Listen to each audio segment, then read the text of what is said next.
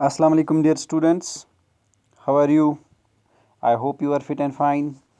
Today, we are going to discuss the topic colonial rule and the pastoral life. This is the topic taken from the chapter Pastoralists and the Modern World. In this chapter, we have discussed in our previous lecture about Gujar Bakarwals of Jammu and Kashmir state, Gadi shepherds of Himachal Pradesh, and Bhotias, Sherpas, Kinauris of Himalayan regions, as well as the Dangars of Maharashtra. Similarly, we also discussed about Raikas of Rajasthan and Kurumas, Kurubas, Golas of Karnataka and Andhra Pradesh. In these topics, we discussed how pastoralists continued their seasonal movements with the passage of time, especially during the 19th and 20th centuries. तो dear student, जैसा कि हमने पिछले कुछ lectures में discuss किया कि किस तरह से पेस्टोरलिस्ट्स अपनी ज़िंदगी गुजारते थे, स्पेशली जब हम बात करते हैं 19th एंड 20th सेंचुरी की। तो इनका ज़्यादातर जो लाइवलीहुड होता है वो डिपेंड होता है पेस्टोरल लाइफ पे, यानी लाइव स्टॉक पे। अपने लाइव स्टॉक में वो cattle, sheeps, goats, buffaloes, camels as well as poultry को अपने साथ लेके जाते हैं एक जगह से दूसरी जगह। तो ये मूवमेंट होती है सीज़न के हिसाब से। कुछ रीजन्स जैसे माउंटेन्स पे इनकी मूवमेंट होती है अकॉर्डिंग टू द सीज़न। जहाँ स्नोफॉल हैवी होता है उस एरिया से ये लो प्लेन्स में चले जाते हैं, और जब समर का सीज़न आता है तो डेफिनेटली ये अपवर्ड्स चले जाते हैं, माउंटेन मेडोज़ पे जाते हैं। तो इसी तरह से जो डेज़र्ट एरियाज़ है वहाँ इनकी मूवमेंट डिपेंड करती है, जो क्लाइमेट होगा उस हिसाब से। तो प्लेट्यूज़ पे, प्लेन्स पे, रिवर वैलीज़ में इनकी मूवमेंट होती रहती है। तो यहाँ तक हमने डिस्कस किया था कि इनकी मूवमेंट्स पे कभी रिस्ट्रिक्शंस नहीं लगाई गई मेडिवल टाइम्स में या एंशिएंट टाइम्स में, और बल्कि हिस्टोरियंस ये भी कहते हैं जो पेस्टोरल सोसाइटी है ये नेचुरल सोसाइटी है, क्योंकि जब क्रिएटर यानी अल्लाह ने, या जो जो भी आप उसको नाम देते हैं, उसने जब इस दुनिया को, इस कायनात को बनाया, तो उस टाइम पे सबसे पहली सोसाइटी इमर्ज हो गई पेस्टोरल सोसाइटी। तो इसीलिए इसको नेचुरल सोसाइटी कहते हैं। तो ये पेस्टोरल सोसाइटी कभी अपनी कस्टम्स, वैल्यूज़, नॉर्म्स, ट्रेडिशंस के साथ कंप्रोमाइज़ नहीं करते हैं, और एट द सेम टाइम ये कभी रिलीजन के साथ भी कंप्रोमाइज़ नहीं करते हैं, यानी ये इन चीज़ों को छोड़ने के लिए तैयार नहीं होते हैं। तो देखते हैं हम कॉलोनियल रूल या ब्रिटिश पीरियड के दौरान जो ये पेस्टोरलिस्ट्स थे, इनकी मूवमेंट या इनकी लाइफ या इनकी लाइवलीहुड या इनके लाइव स्टॉक पे क्या इम्पैक्ट पड़ा। Under colonial rule, the life of pastoralists changed dramatically. Their grazing ground shrank, their movements were regulated, and the revenue they had to pay increased. Their agricultural stock declined, and their trades and crafts were adversely affected. How? तो यहाँ इस statement में आपको पता चलेगा कि इनके जो ग्रेजिंग ग्राउंड्स थे कॉलोनियल रूल में वो कम हो गए, उनकी जो मूवमेंट थी उस पर रिस्ट्रिक्शंस आ गई, नज़र रखने लगे उन पे लोग, या ख़ासतौर पे जो गवर्नमेंट थी वो जो टैक्स वो पे कर रहे थे वो बढ़ता गया। जो एग्रीकल्चरल स्टॉक था यानी झूम कल्टीवेशन, शिफ्टिंग कल्टीवेशन, वो कम होता गया। जब वो छोटा मोटा जो ट्रेड करते थे अपनी चीज़ों का, जो प्रोड्यूस करते थे जिनको मार्केट में बेचते थे, उस पर इम्पैक्ट पड़ा। जो वो क्राफ्ट्स यानी जो कंबल बनाना, या जिनको ब्लैंकेट्स हम कहते हैं इंग्लिश में, तो ये बनाना, या और किसी तरह की जैसे शू बनाना, लेदर की चीज़ें बनाना, इन पे भी काफ़ी इम्पैक्ट पड़ा। तो इस टॉपिक को हम डिस्कस करेंगे आज के लेक्चर में इंशाल्लाह। तो उम्मीद है आप लोगों को पसंद आएगा। तो डियर स्टूडेंट्स, जो हमारे पास फर्स्ट रीज़न है, सबसे पहले इनके साथ क्या हुआ। तो सबसे पहले जो ब्रिटिश गवर्नमेंट का स्टेप था वो था to transform all the grazing lands into cultivated lands. तो पहला जो फैक्टर रहा जिसने इनकी लाइफ पे इम्पैक्ट डाला वो था जितनी भी ग्रेजिंग लैंड्स है उनको कन्वर्ट करना एग्रीकल्चर लैंड्स में। अब देखिए कैसे, जब ब्रिटिशर्स ने हिंदुस्तान पे रूल किया तो उन्होंने हर एक चीज़ को क्रिटिसाइज़ किया। यहाँ के कल्चर को, यहाँ के रिलीजन को, यहाँ के पॉलिटिक्स को, यहाँ तक कि यहाँ की एग्रीकल्चरल इकॉनमी को, यानी एग्रीकल्चर से जो कुछ भी निकलता था उस तक को क्रिटिसाइज़ किया। अभी क्रिटिसाइज़ कैसे हुआ? तो वो क्रिटिसाइज़ करने लगे, ब्रिटिशर्स ये समझने लगे जो हिंदुस्तान की एग्रीकल्चर लैंड है ये स्टैगनेंट है। स्टैगनेंट मतलब होता है रुकी हुई, इसमें कभी कोई चीज़ नहीं आई, इसमें कभी कोई ग्रोथ नहीं हुई, इसमें कोई डेवलपमेंट आज तक नहीं हुई है। तो अब ज़रूरत है जितनी भी लैंड यहाँ पे अवेलेबल है उसको हम कल्टिवेबल लैंड बनाए, यानी जितनी भी लैंड ग्रेजिंग लैंड्स है या पास्चर्स जिनको हम बोलते हैं, उनको क्यों ना हम कल्टिवेबल लैंड बनाएं, उसमें कल्टीवेशन स्टार्ट कराएं।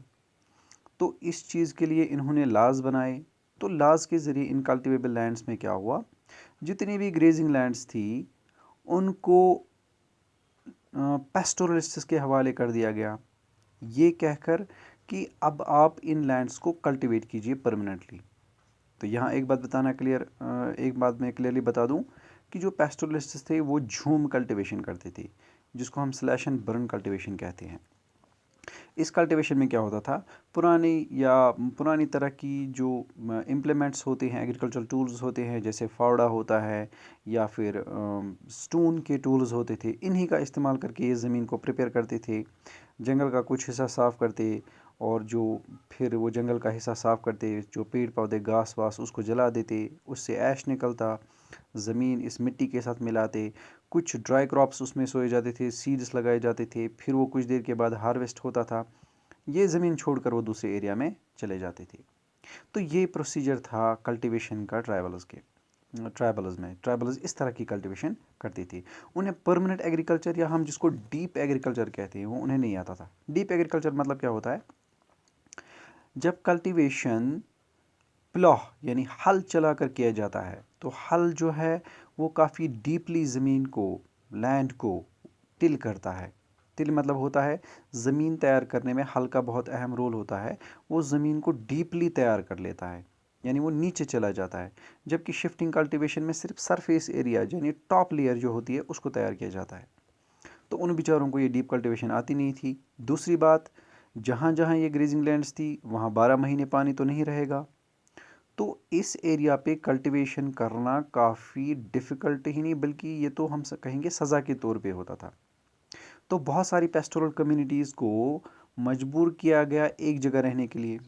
उन्हें उनके फॉरेस्ट एरियाज़ को बंद किया गया, उन पे रिस्ट्रिक्शंस लगाई गई। जैसा आपको याद होगा 8th में शायद आपने पढ़ा होगा, जो पेस्टोरलिस्ट्स एंड द कलोनियलिज्म। तो उस टॉपिक में आपने पढ़ा होगा किस तरह से पेस्टोरलिस्ट्स की जो लाइफ थी वो इफ़ेक्ट हो गई, और बिरसा मुंडा का आपको याद आया होगा कि किस तरह से रिबेलन हो गया। तो फॉरेस्ट लाज जब इम्प्लीमेंट किए गए, फॉरेस्ट लाज 1860s में, 1864 में फॉरेस्ट लॉ बनाया गया, जिसको बाद में अमेंड किया गया 1878 में, फिर 1927 में, तो या 29 में। इन लाज के ज़रिए जितनी भी मूवमेंट्स थी पेस्टोरलिस्ट्स की एक जगह से दूसरी जगह, ग्रेजिंग ग्राउंड्स में, फॉरेस्ट एरियाज़ में, तो उन पे रोक लगाई गई। दूसरा, इनको मजबूर किया गया आपको एक जगह पे रहने के लिए। तो पहले उनकी लाइफ डेफिनेटली डिपेंड थी कैटल स्टॉक पे, लाइव स्टॉक पे, एक जगह से दूसरी जगह जाने पे डिपेंड करते थे। अब इन्हें मजबूर किया गया एक जगह रहने के लिए। अब जब ये एक जगह रहने लगे तो इनको कहा गया कि जो ग्रेजिंग लैंड्स हैं या फिर जो लैंड शिफ्टिंग कल्टीवेशन के अंडर थी उनको अब परमानेंटली एग्रीकल्चर में कन्वर्ट कीजिए। तो कुछ ट्राइबल कम्युनिटीज़, कुछ ग्रुप्स ने एक्सेप्ट किया, तो उन्हें टैक्स देना पड़ा। तो जिस तरह से एक कल्टीवेटर प्लेन्स में टैक्स देता है, प्लेन एरियाज़ में टैक्स देता है, उसी तरह से इनको भी अब टैक्स देना पड़ा, regular tax. Now these pastoralists became the regular tax payers. एक दूसरा, जो कल्टीवेशन का काम दिया गया, तो इस कल्टीवेशन के काम के दौरान कुछ ट्राइबल लोगों को ज़मीन का मालिक बना दिया गया। जाइए ज़मीन का मालिक हो गए आप, तो वो मालिक बन गए। तो कुछ लोगों को जो है ट्राइबल चीफ बनाया गया, यानी जो हेड ऑफ़ द ट्राइब होता है वो बनाया गया। तो इस तरह की लालचें देकर काफ़ी ट्राइब्स को एक जगह पे रहने के लिए मजबूर किया गया और उन्हें कहा गया आप कल्टीवेशन कीजिए। तो जैसे जैसे वेस्ट लैंड्स या हम कहेंगे जैसे जैसे ग्रेजिंग लैंड्स शिफ्टिंग कल्टीवेशन के अंडर जो लैंड्स थी वो जैसे जैसे इन लैंड्स पे परमानेंट कल्टीवेशन होती गई, वैसे वैसे ग्रेजिंग ग्राउंड्स, वैसे वैसे पास्चर लैंड्स ख़त्म होते गए। अब जो ग्रेजिंग लैंड्स बची, थोड़ी बहुत ग्रेजिंग लैंड्स बची, वहाँ पे टैक्स लगाया गया। यानी अगर किसी पर्सन के पास 10 जानवर हैं, 10 जानवरों पे अलग अलग टैक्स लगेगा। यहाँ तक कि जो मुर्गा या मुर्गियाँ हम पालते हैं उन पे भी टैक्स लगाया गया। यानी these people were now taxed very, we can say heavily, बहुत हेवी टैक्स लगाया गया इन पर। अब इनको कंट्रोल किया गया एक जगह पे। तो ये एक इम्पैक्ट रहा ब्रिटिश रूल का। यानी इनकी तमाम जो पास्चर लैंड्स थी, ग्रेजिंग ग्राउंड्स थे, या जिसको आप उर्दू में या पर्शियन में चराई कहते हैं, जहाँ पे ये ग्रेजिंग करने के लिए ले जाते हैं जानवरों को, इनको कन्वर्ट किया गया एग्रीकल्चर लैंड्स में। एग्रीकल्चर लैंड्स जैसे जैसे कम होती गई, वैसे वैसे अब इनके लाइव स्टॉक मरने लगे, इनके जानवर मरने लगे। तो कुछ लोगों के जानवर मर गए, कुछ लोगों ने अपने जानवर बेच दिए। तो जिस चीज़ पे ये सबसे ज़्यादा डिपेंड थे, यानी लाइव स्टॉक, वो ख़त्म होने लगा। तो जैसे जैसे वो ख़त्म होने लगा, ये ज़मीन पे डिपेंड हो गई। जैसे जैसे ये ज़मीन पे डिपेंड होते गए, वैसे वैसे इन पे टैक्स ज़्यादा लगता गया। तो जिन लोगों ने बात नहीं मानी, तो वो लोग चले गए दूसरे एरियाज़ में काम ढूंढने के लिए। तो अब वो उस तरह से ज़िंदगी नहीं गुजार पाते थे जिस तरह से पहले गुजारते थे। तो कभी कुछ लोग सिटीज़ में चले गए, कुछ लोग टाउन्स में चले गए, कुछ लोग विलेजेस में चले गए। और मुश्किल से कहीं पे अगर इनको काम मिलता, तो काम के दौरान जो इनको मज़दूरी मिलती थी वो कम दी जाती थी। दूसरा, सेटल होने के लिए इनके पास जगह भी नहीं बची। So this was the life of pastoralists under the colonial rule. दूसरा फैक्टर, मिड 19th सेंचुरी में बहुत सारे फॉरेस्ट एक्ट्स पास किए गए, और इन फॉरेस्ट एक्ट्स के अंडर जो हिंदुस्तान के फॉरेस्ट्स थे, इनको 3 कैटेगरीज़ में क्लासिफाई किया गया, 3 कैटेगरीज़ में इनको डिवाइड किया गया। एक जिसको रिजर्व्ड फॉरेस्ट कहते हैं, दूसरा जिसको प्रोटेक्टेड फॉरेस्ट्स कहते हैं, और तीसरा जिसको विलेज फॉरेस्ट्स कहते हैं। रिजर्व्ड फॉरेस्ट्स वो फॉरेस्ट्स थे जहाँ पे सबसे इम्पोर्टेंट जिसको आप कहते हैं वुड निकलती थी, टिम्बर निकलती थी, यानी देवदार एंड साल। ये दोनों लकड़ियाँ इस्तेमाल की जाती थी शिप बनाने के लिए, बोट्स बनाने के लिए। तो डेफिनेटली, जहाँ तक मैंने पहले ही कहा, मिड 19th सेंचुरी यानी 1850s में, तो रिजर्व्ड फॉरेस्ट सिर्फ ब्रिटिश गवर्नमेंट के लिए थे, इसमें कोई नहीं जा सकता था। इसमें सिर्फ ब्रिटिशर्स जा सकते थे। पेस्टोरलिस्ट्स पहले जाते थे, अब नहीं जा सकते थे। अब अगर कोई जाता तो उसको परमिशन लेना पड़ता था, स्पेशल पास लेना पड़ता था, तब जाके वो कुछ पीरियड के लिए उसमें जा सकता था, वो भी ब्रिटिश गवर्नमेंट के लिए। तो कुल मिलाकर बात यह कहेंगे, रिजर्व्ड फॉरेस्ट्स में सिर्फ ब्रिटिशर्स जा सकते थे। दूसरा, प्रोटेक्टेड फॉरेस्ट्स, इनमें जो क्या बोलते हैं उसको, जैसे गम होता है, या जो मेडिसिनल प्लांट्स होते हैं जैसे हर्ब्स होते हैं, या वेजिटेबल्स होते हैं, वाइल्ड फ्रूट्स होते हैं, लीव्स होते हैं, घास होती हैं, ये चीज़ें पेस्टोरलिस्ट्स निकाल सकती थी। इन फॉरेस्ट से, प्रोटेक्टेड फॉरेस्ट से पेस्टोरलिस्ट्स ये चीज़ें निकाल सकते थे, मगर शर्त ये थी कि उन्हें सबसे पहले ब्रिटिश गवर्नमेंट एक पास देती थी। पास मतलब एक, जिसको हम कहते हैं एंट्री टिकट। तो वो पास लेने के लिए वो पास खरीदना पड़ता था, उसके लिए भी पैसा। अब जब ये अंदर जंगल में चले गए, कितनी देर तक जाएंगे, क्या करने जाएंगे, कितनी देर में वापस आएंगे, क्या लेकर आएंगे, इन सब चीज़ों को मॉनिटर किया जाता था, इन सब चीज़ों को वॉच किया जाता था। और अगर कोई भी फॉरेस्ट लॉज के अगेंस्ट जाता, या तो उसको सज़ा दी जाती थी, या फिर उसको फ़ाइन देना पड़ता था। तो जो भी इन फॉरेस्ट से वो निकालता था, प्रोटेक्टेड फॉरेस्ट से, उस पे भी टैक्स पे करना पड़ता था। तो ब्रिटिश गवर्नमेंट का ये मानना था कि पेस्टोरलिस्ट्स ने इन जंगलों को तबाह किया है। ये एक बार ग्रेजिंग के लिए ले जाते हैं जानवरों को, ये जानवर टहनियाँ तोड़ते हैं, पेड़ पौधों को तोड़ते हैं, घास को तबाह करती है। तो इसको रोकना बहुत ज़रूरी है। तो इस वजह से इनको रोका गया। तो यहाँ जिस पे सबसे ज़्यादा ये डिपेंड थे, यानी फॉरेस्ट्स पे, ग्रेजिंग ग्राउंड्स पे, ये दोनों के दोनों इनके लिए कम पड़ गए, कम होने लगे, बंद होने लगे। तीसरा जो कैटेगरी थी, these were called as village forests. तो विलेज फॉरेस्ट्स में कोई भी जा सकता था, चाहे गांव वाला हो या फॉरेस्ट कम्युनिटी से कोई हो, क्योंकि उनमें कुछ खास नहीं था। वहाँ पे उन विलेज फॉरेस्ट्स में कोई खास चीज़ नहीं थी। So these forest acts changed the lives of pastoralists. They were now prevented from entering many forests that had earlier provided valuable forage for their cattle. Even in the areas they were allowed entry, their movements were regulated. They needed to they needed a permit for entry. The timing of their entry and departure was specified, and the number of days they could spend in the forest was limited. Forest pastoralists could no longer remain in the area even if forage was available. The grass was scant and the undergrowth in the forest was ample. तो चाहिए कितने भी हरे भरे क्यों ना हो ये जंगल, ये एरियाज, ये ग्रेजिंग ग्राउंड्स, तब भी ये लोग अपनी मर्जी से नहीं जा सकते थे। जाने के लिए एंट्री की ज़रूरत थी, एंट्री पास की ज़रूरत थी, वो भी पैसे देकर मिलता था। So they had to move because the forest department permits that had been issued to them now ruled their lives. The permits specified the periods in which they could be legally within a forest. If they overstayed, they were liable to fines. अगर कोई उस time से ज़्यादा forest में बैठता जो fix किया गया था इनके लिए, उसको फाइन्स देने पड़ते थे, कभी कभार पनिशमेंट। तो यहाँ तक दूसरा हमें पता चला, जो फॉरेस्ट एरियाज़ थे वो इनके लिए बंद हो गए, और फॉरेस्ट एरियाज़ बंद होने की वजह से इनके कैटल स्टॉक पे भी इम्पैक्ट पड़ा। तो पहले हमने देखा ग्रेजिंग लैंड्स को कन्वर्ट किया गया एग्रीकल्चर लैंड्स में, इस तरह से इनकी लाइफ पे इम्पैक्ट पड़ा।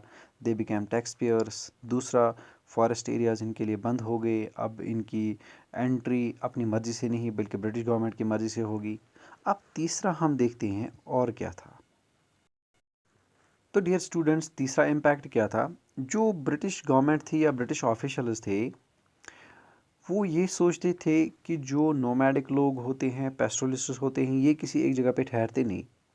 तो अब ये ठहरते नहीं है, इनकी एक्टिविटीज़ पे कैसे नज़र रखी जाए। देखिए, अगर कोई पर्सन या कुछ लोग एक जगह पे रहते हैं, उन पे नज़र रखना आसान होता है as compare to those people जो हमेशा मोमेंट्स में रहते हैं, जो हमेशा सीज़न के हिसाब से एक जगह से दूसरी जगह, दूसरी जगह से तीसरी जगह रहते हैं।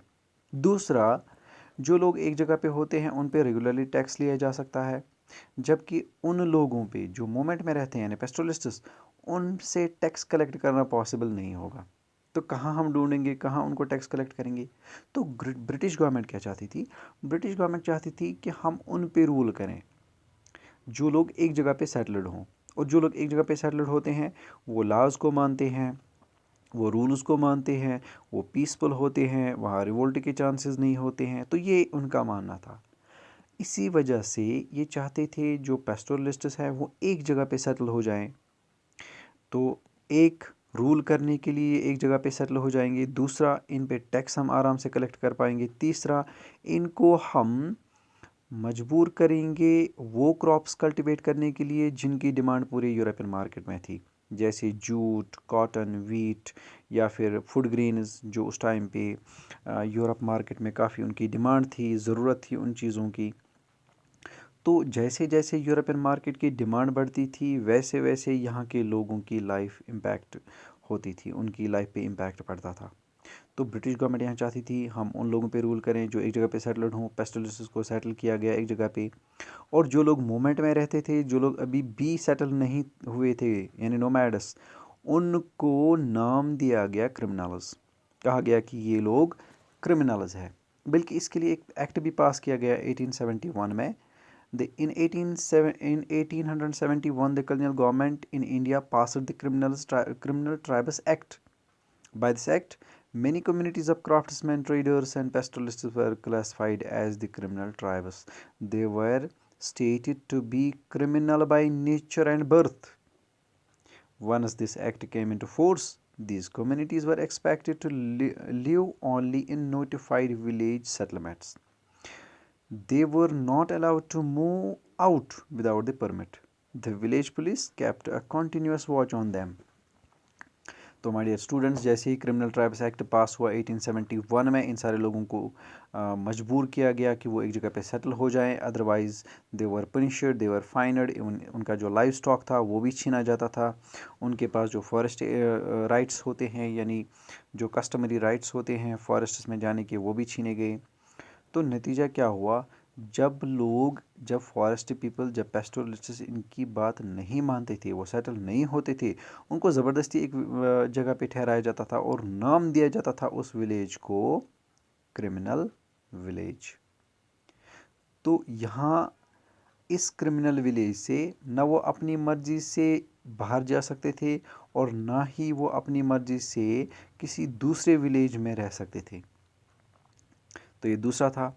पहला हमने देखा ग्रेजिंग लैंड्स को कन्वर्ट किया एग्रीकल्चरल लैंड्स में। दूसरा हमने देखा फॉरेस्ट एक्ट्स जो पास किए गए, उनकी वजह से इनकी जो एंट्रीज़ थी फॉरेस्ट्स में वो बंद हो गई।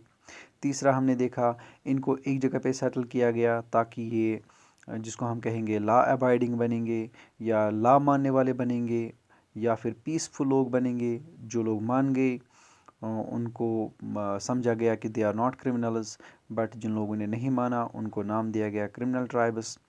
तो इस तरह से इनकी लाइफ इफ़ेक्ट हो गई। अब चौथा क्या था वो भी देखेंगे हम।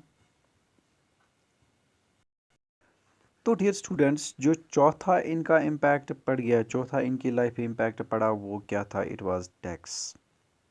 जैसा हमें पता है, the colonial government looked for every possible source of taxation, जहाँ से भी पॉसिबल हो, जितना पॉसिबल हो, टैक्स कलेक्ट किया जाए। So tax was imposed on land, on canal water, on salt, on trade goods and even on animals as well। जैसे कि मैंने पहले भी कहा, जितने भी ये जानवर पालते थे, हर जानवर पे भी टैक्स, भले ही वो जानवर छोटा बर्ड क्यों ना हो, उस पे भी tax. So pastoralists had to pay tax on every animal they grazed on the pastures. In most pastoral tracts of India, grazing tax was introduced in the mid 19th century। 1850s में जो grazing tax था, जिसको हम कहते हैं चराई, इसको चराई को टैक्स भी कहते हैं, चराई को ग्रेजिंग लैंड भी कहते हैं। तो दोनों चीज़ें यहाँ पे यूज़ कर सकते हैं। ग्रेजिंग टैक्स इसको हम बोलते हैं। तो 1850s में ग्रेजिंग टैक्स इंट्रोड्यूस किया गया। तो 1850 से लेकर 1880s तक, यानी 30 साल का ये पीरियड आता है। इस 30 साल के पीरियड में एक नया सिस्टम ब्रिटिश गवर्नमेंट ने इंट्रोड्यूस किया। वो क्या था? Auction system. देखिए कैसे, एक पेस्टोरल एरिया है जहाँ पे पेस्टोरलिस्ट्स रहते हैं, तो गवर्नमेंट डायरेक्टली वहाँ से टैक्स कलेक्ट नहीं कर रही है। इन्होंने क्या किया, इन्होंने बोली लगाई। बताइए कौन यहाँ से टैक्स कलेक्ट करेगा इन लोगों से? तो जो लोग तैयार हो गए टैक्स कलेक्ट करने के लिए, उनको कमीशन मिलना था। मिसाल के तौर पे एक फॉरेस्ट एरिया है, गवर्नमेंट ऑक्शन कर रही है, गवर्नमेंट बोली लगा रही है, कौन यहाँ से टैक्स कलेक्ट करेगा? तो मैं कह रहा हूँ कि मैं टैक्स कलेक्ट करूँगा। तो मुझसे कहा जाता है बताइए आप कितना टैक्स कलेक्ट करके देंगे? मैं कह रहा हूँ 1 लाख, जबकि मेरी नज़र खुद की है 2 लाख या 3 लाख रुपया। तो इस तरह से मैं एक कॉन्ट्रैक्टर बन गया, यानी मुझे ये कॉन्ट्रैक्ट दिया गया टैक्स कलेक्ट करने का। जिस तरह से आप जो रोड टैक्स कलेक्ट किया जाता है वो भी ऑक्शंस के थ्रू होता है, उस पर भी बोली लगाई जाती है। या आप देखते होंगे जो हमारे गार्डन्स हैं, मुग़ल गार्डन्स इन कश्मीर, वहाँ पे जो टिकट का पैसा होता है उसके लिए ऑक्शन लगाई जाती है, बोली लगाई जाती है। जो सबसे ज़्यादा बोली लगाई जाती है, जो सबसे ज़्यादा बोली लगाता है, उसको कॉन्ट्रैक्ट मिलता है कलेक्ट करने का फी। तो यहाँ पे भी यही सिस्टम इंट्रोड्यूस किया गया, यानी कॉन्ट्रैक्टर्स अब आने लगे, जी हम टैक्स कलेक्ट करके देंगे। तो गवर्नमेंट को एक फिक्स्ड शेयर दिया जाता था, जो उस टाइम पे एग्रीमेंट होता था दोनों के बीच में कि कितना हम लेंगे या कितना आप लोग देंगे। बाद में ये कॉन्ट्रैक्टर्स क्या करते थे, जहाँ इनको 5 रुपया टैक्स लेना होता था, वहाँ पे ये डबल टैक्स लेते थे और गवर्नमेंट को उससे आधा देते थे। से फॉर एग्ज़ाम्पल, फॉरेस्ट एरिया से, पेस्टोरलिस्ट एरिया से इन्होंने 1 लाख रुपया टोटल कलेक्ट किया महीने में। तो ये गवर्नमेंट को बोलते हैं 50,000 रुपया आपके। तो 50,000 रुपया इनकी जेब में। तो नतीजा क्या होता था, ये कॉन्ट्रैक्टर्स इनका खून चूसने लगे। सिर्फ टैक्स ही इनसे कलेक्ट नहीं किया जाता था, बल्कि कभी कभार टैक्स के चक्कर में इनके लाइव स्टॉक को भी लिया जाता था। से फॉर एग्ज़ाम्पल, कोई टैक्स लेने के लिए आ गया, अब बेचारा जो पेस्टोरलिस्ट है वो टैक्स देने की हालत में नहीं है, तो ले लिया उसका कोई जानवर पकड़ के, जहाँ 10 रुपये देने थे वहाँ 1000 रुपये चला गया। तो ये इतने ज़्यादा लूटने लगे ये कॉन्ट्रैक्टर्स कि इनको बिरसा मुंडा या जो बाकी ट्राइबल कम्युनिटीज़ थी उस टाइम पे, ख़ास तौर पे छोटा नागपुर बिहार में, वो इनको डिकूज़ कहने लगे। यस, डिकूज़ ऐसे ही लोगों को बोलते हैं, फॉरेनर्स, आउटसाइडर्स जो बाहर से आते हैं और हमें लूट के ले जाते हैं। तो these were termed later on as decoys by some of the tribals, यही कॉन्ट्रैक्टर्स। लेकिन ये 30 साल का पीरियड यानी 1850 से 1880s तक ये कॉन्ट्रैक्टर्स के हाथ में रहा। गवर्नमेंट को लगा, ब्रिटिश गवर्नमेंट को लगा जी हम तो लॉस में हैं, सारी मलाई तो यही लोग खाते हैं, कॉन्ट्रैक्टर्स खाते हैं, सारा प्रॉफिट तो इनके जेब में जा रहा है, सारा कमीशन तो ये खुद खा रहे हैं, क्यों ना ये कमीशन भी हम खुद ही खा लें। तो उन्होंने 1880s से खुद British government, British officials, British institutions के ज़रिए इन पेस्टोरलिस्ट से टैक्स कलेक्ट करना शुरू कर दिया। यानी पहले जो कॉन्ट्रैक्टर्स कमीशन लेते थे, अब ये भी इनकी जेब में चला गया। अब टैक्स लेते वक्त कभी इनको मारा पीटा भी जाता है, कभी फाइन के चक्कर में और टैक्स बढ़ाया जाता है, कभी इनके जानवरों को खींचा जाता है। तो नतीजा क्या हुआ, टैक्स कलेक्ट करने के चक्कर में इनका जो डे टू डे लाइफ है, डे टू डे ज़िंदगी जो जिससे गुजारते थे वो भी ख़त्म होने लगा। यानी अब न लाइव स्टॉक रहा, न ग्रेजिंग ग्राउंड्स रहे, न ये मूवमेंट कर सकते हैं, न ये फॉरेस्ट्स में जा सकते हैं। तो ये हाल हुआ पेस्टोरलिस्ट्स का जब ब्रिटिश गवर्नमेंट हिंदुस्तान पे रूल कर रही थी।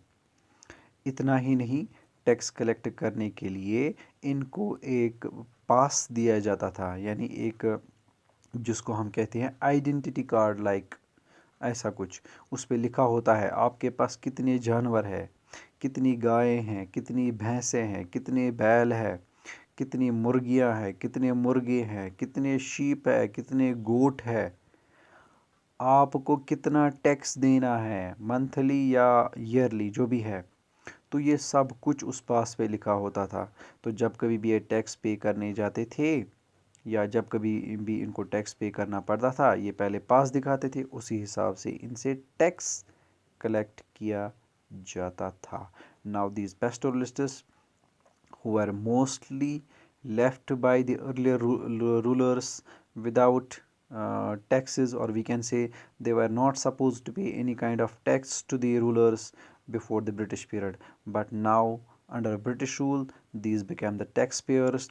These were forced to settle at one place. They were termed as what we can say criminals, and at the same time their grazing lands were converted into large agricultural lands, and similarly the forest areas which were under their control, or we can say which these people were using for their livelihood, were converted into what we can say reserved forests, protected and village forests. And as per these forest acts, these people were not allowed to enter the forests without the permission of the British government.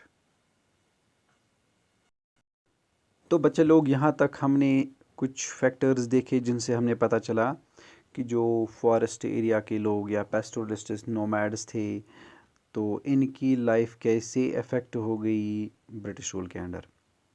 तो अब topic है how did these changes affect the lives of pastoralists. जैसा कि पहले ही मैं बता चुका हूँ, फिर से थोड़ा सा रिकैप्चुलेट करेंगे quickly.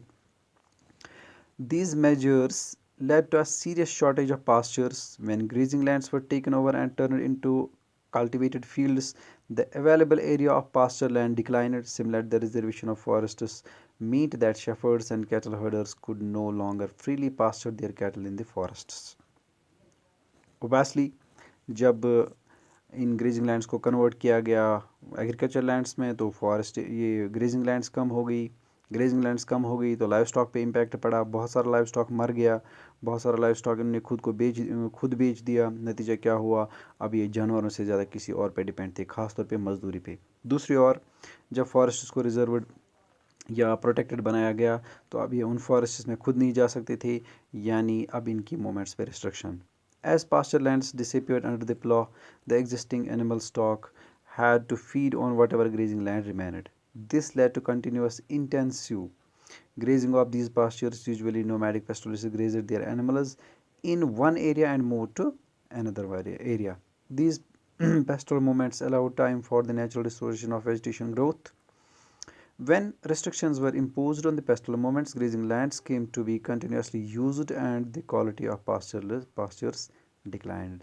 This in turn created the further shortage of forage for animals and deterioration of animal stock.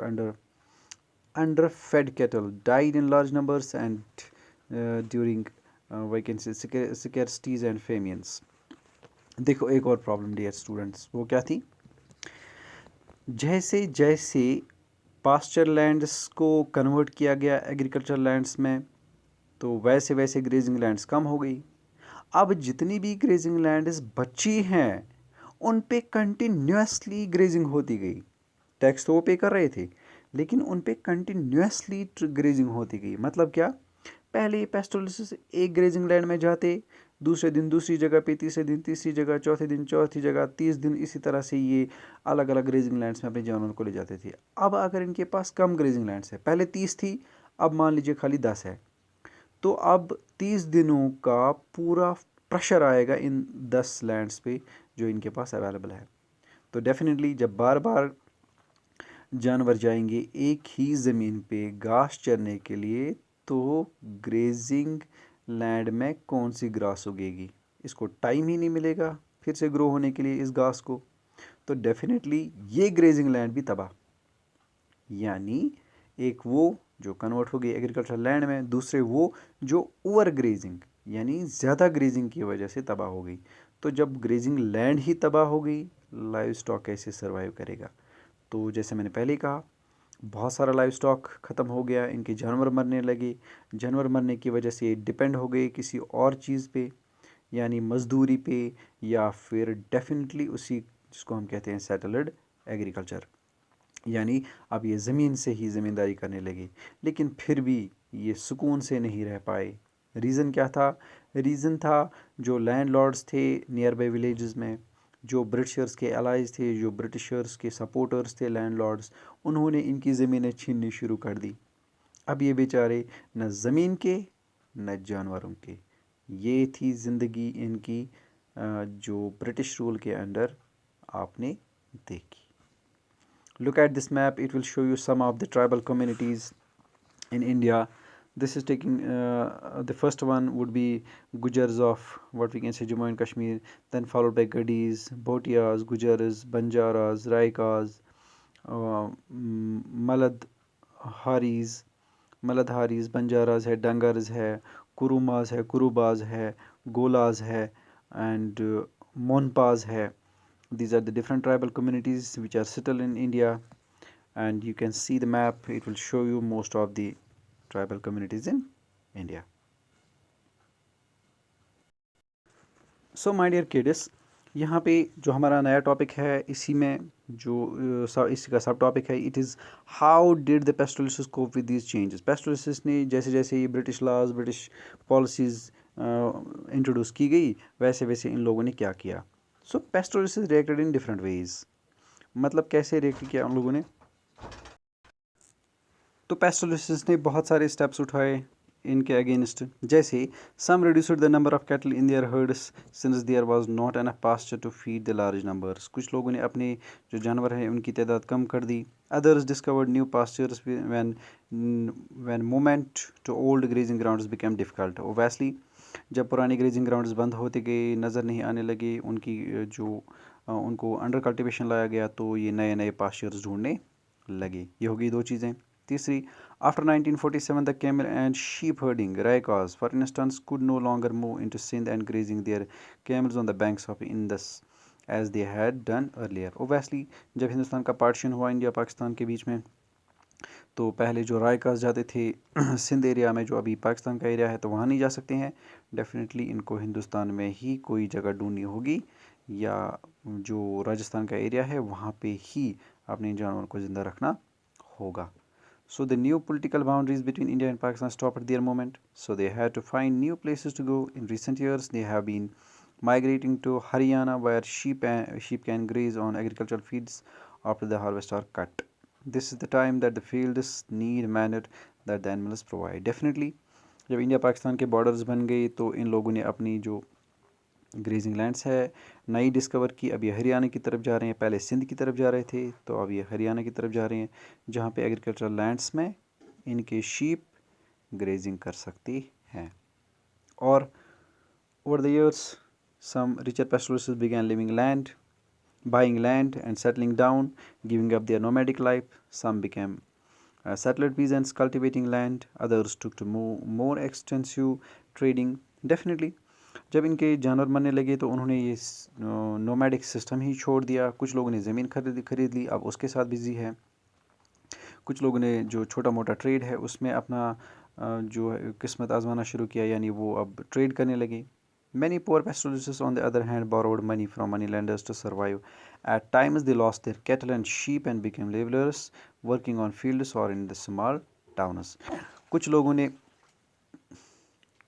कुछ लोगों ने जो है पैसा कर्ज पे लिया और कर्ज पे लेने के बाद उन्होंने अपने घर को चलाया, लेकिन बाद में ये कभी लेबरर्स की तरह काम करने लगे, कभी माइन्स में, कभी फील्ड्स में, कभी टाउन्स में। तो इस तरह से इनकी ज़िंदगी चलती रही। Yet pastoralists not only continue to survive in many regions, their numbers have expanded over recent decades. When pastoralists in one place was closed to them, they changed the direction of their movement, reduced the size of the herd, combined pastoral activity with the other forms of income, and adapted to the change in the modern world. Many ecologists believe that in dry regions and in the mountains, pastoralism is still ecologically the most viable form of life. तो और एक चीज़ हमें पता चली कि जो जैसे जैसे ये इंडिपेंडेंस 1950s के बाद पीरियड आता गया, वैसे वैसे पेस्टोरलिस्ट्स फिर से रिवाइव होने लगे।